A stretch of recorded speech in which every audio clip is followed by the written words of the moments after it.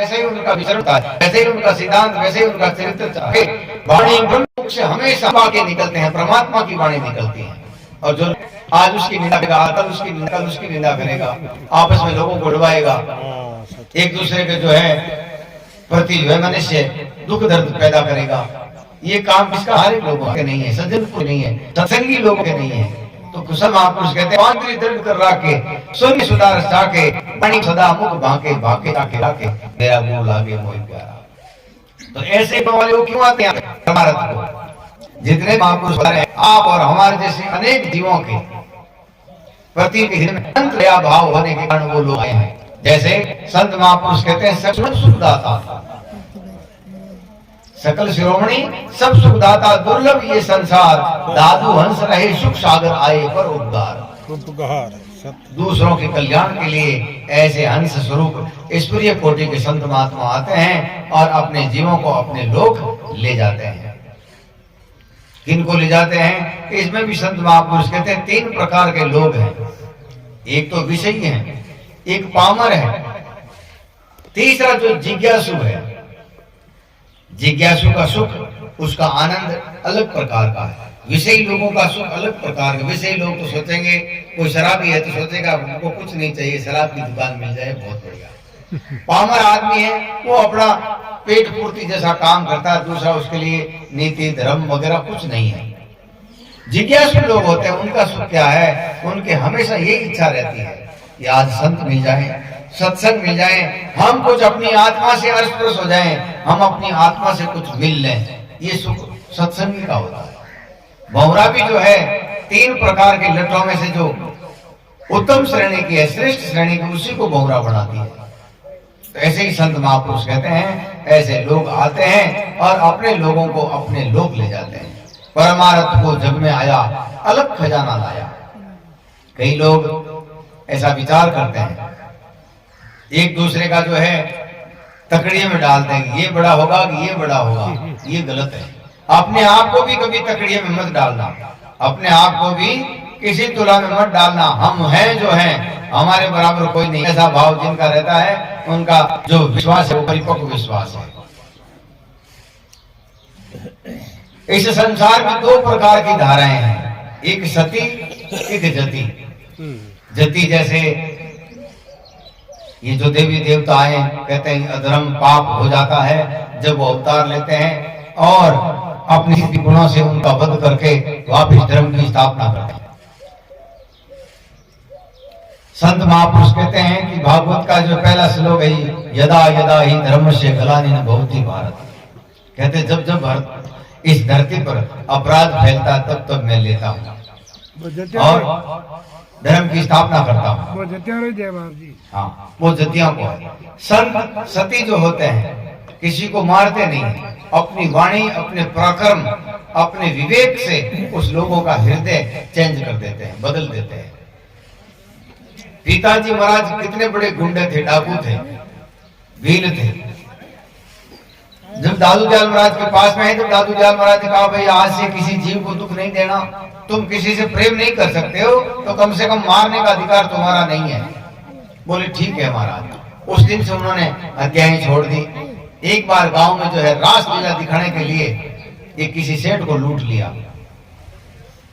सेठ ने गांव में आकर कहा महाराज तुम्हारा वो डाकू है पिता, मुझे लूट लिया। बोले हमारे से किसी से कब्जे में नहीं आएगा। तो उनका गुरु है दादू दयाल जी महाराज, उनके पास में जाओ। तो वो सेठ सेठानी आते हैं कि महाराज हम रास्ते से आ रहे थे, आपके शिष्य ने हमें लूट लिया। बोले ठीक है अभी बुलाते हैं। उनको बिठा दिया और पिताजी को बुलाया। पिता तुमने चोरी की? नहीं साहब मैंने चोरी नहीं की। सेठ को खड़ा किया। ये तो बोले हाँ मैंने रासलीला देखने के लिए की थी। कई लोग आज लोग कहते हैं ना कि मैं तो वो काम करूं तो इन वास्ते करूं, धर्म के वास्ते करूं, गायों के वास्ते करूं, भूमि के वास्ते करूं। तुम्हारे पास में है तो दे दो, तुम्हारे पास में है तो कर सकते हो। कहीं से और ला करके या किसी के माध्यम से उसका फिर तुम श्रेय लेना चाहते हो तो उसको नहीं मिलेगा। वे कहे अरण की चोरी करे और सूर्या करे दान, चौटिये चढ़ चोड़ियों कटावे विमान। ऐसे लोग हैं, अरण की तो चोरी कर ली और सूर्य दान दे दिया और हमारे विमान कटेगा। दानी कड़ा पाप करते हैं, कुकर्म करते हैं, अधर्म करते हैं, हत्याएं करते हैं, और फिर वे धर्मात्मा बन जाए भामाशा आशा में, तो समाज सेवी। हाँ, तो ऐसी समाज सेवा में कोई फायदा नहीं है। तब दादू दयाल महाराज ने कहा तुम्हारे पास में नहीं है रासलीला था, नहीं करना था, लेकिन चोरी करके किया हुआ सत्कर्म भी अधर्म हो जाता है। चोरी किया हुआ कोई भी कार्य कभी अच्छा नहीं हो सकता। तो हम किसी जीव को दुख देंगे मन से, वचन से, कर्म से, फिर सोचेंगे हम धार्मिक हैं, हम परमात्मा से मिलने वाले लोग हैं। तुम 3 काल में उससे नहीं मिल सकते। तब फिर पिताजी महाराज को बोला कि शाम को तुम छो बैठो, छो देखो हृदय में प्रेम आयो है। प्रेम को नहीं बाप जी, जो प्रेम है तो पिताजी महाराज को बोले शाम को तुम आना, मैं तुम्हें ओरिजिनल रासलीला दिखाऊंगा। तो कहते आकाश में बताया और एक साखी एक शब्द के माध्यम से कहा कि गटगट गोपी गटगट कान। ये संसार पूरा रासलीला ही तो रचा रहा है, हर घर में गोपी और कान है, इसमें क्या देखने जैसी चीज है? देखना ही है तो अपने आप को देखो। ये कुकर्म धर्म तो होते ही रहते हैं। रासलीला में क्या होता है? प्रेम होता है, वासना होती है। ये तो वासना घर घर में चलते हैं, हर घर में गोपी है, हर घर में कान है, इसको क्या देखना?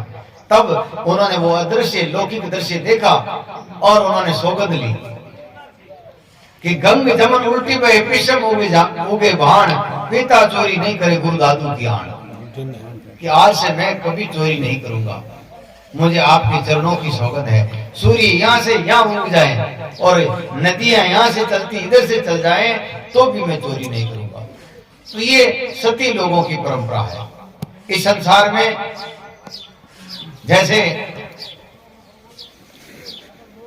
मैं जैसे तानसिंह है, उन्होंने अपने प्राण त्यागे सरहद भूमि मातृभूमि की रक्षा के लिए, वो जती हैं।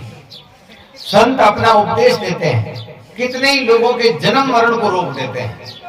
तो संतों का उपदेश जो है सबसे महंगा बताया है कि उपदेश जो है सबसे बड़ा दान है, ज्ञान जो है सबसे बड़ा दान है, और वो संत महापुरुष देते हैं। इसलिए संतों का मातम हर जगह ज्यादा बताया है। एक बार कोई ऐसे ही मतवादी लोग थे, उन्होंने कहा महाराज संत बड़े हैं, वो ऐसे लोग बड़े हैं, वो अपनी जगह पर बड़े हैं और वो अपनी जगह पर बड़े हैं। उन्होंने तो 1000 गायें बचाई है, थोड़ी सी जमीन बचाई है, उसकी निंदा नहीं है।